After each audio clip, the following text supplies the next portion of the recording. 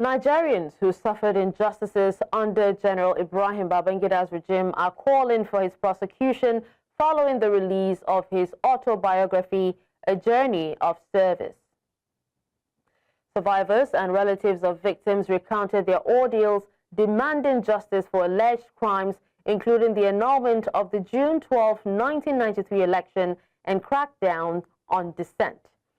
Now, human rights activists like Femi Falana, Femi Aborisade, Debo Adeniran, among others, insist that Babangida should face trial for human rights abuses, media suppression, and the deaths of pro-democracy figures.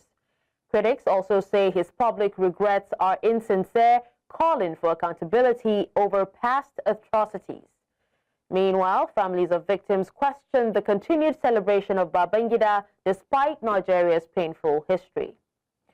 Joining us now to share more insights on this story is lawyer and rights activist Femi Aborisade, one of those incarcerated during the protests that followed the June 12, 1993 presidential election annulment.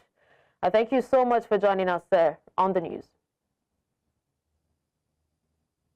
Thanks very much for having me. It's a pleasure. Now, you have strongly called for General Babangida's prosecution.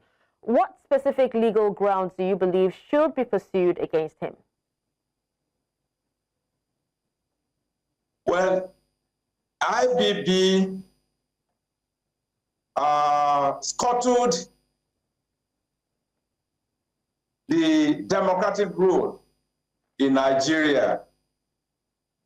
In particular, it ran between 1985 and 1993. He became, for the first time, he named himself president as if he were elected. And when he came to power, he never intended to leave power. I started my political incarceration under the then president, Ibrahim Babangida. The video clip you have just shown, in which I was with Chief General Ibrahim was one of the protests against the annulment of the June 12 presidential election. It was a protest called by NADECO. But unfortunately, the NADECO leaders were intimidated. They could not even start off the protest until the late Chief General Ibrahim led some of us to begin that protest. It was under IBB that I started my own political incarceration in 1988 at Inter Center in Ikoyi. So it deserves to be imprisoned, to be tried and imprisoned for scuttling democratic rule in Nigeria. All right. It deserves to rot in jail. All right, speaking of democratic rule, all over IBB, blood stains, the stains of blood of people who were murdered in one day alone in 1993. Over 100, about 200 dead bodies were picked up in Lagos alone, apart from other parts of the country. So many disappearances, so many who were bitterly injured, so many who lost their freedom and who lost their lives. Some of us are just lucky to have survived the brutalization of the psyche and our bodies. So, Ibrahim Babangida, his pleas should be rejected. He's merely shedding crocodile tears. IBB is insincere.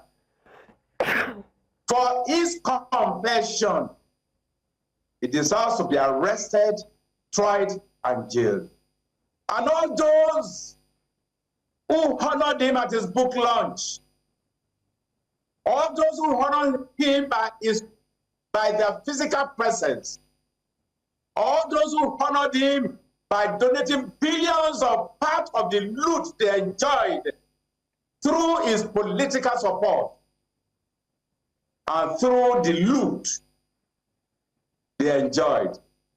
They are merely encouraging undemocratic, they are encouraging intervention by undemocratic forces. All right, Mr. Aborisade, Mr. Aborisade, in your view, can you please go ahead and tell us how you feel that the annulment of the June 12, 1993 election has impacted Nigeria's democratic development today? No, I think it's very simple. Whereas the Nigerian people struggled to be free from totalitarian military dictatorship. Military dictatorship did not want Nigeria to be politically free. There is no way any society can make any progress meaningfully. Development cannot arise on the basis of totalitarian rule, tyrannical rule, which military dictatorships represent. So from that point of view, for having the effrontery to annul the democratic aspiration of the Nigerian people, that is the worst crime anyone can commit. That is the worst crime.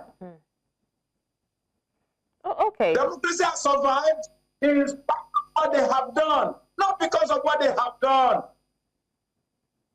And so many are paid with the democracy that we are enjoying today with their lives, with their blood. Dreams have been aborted.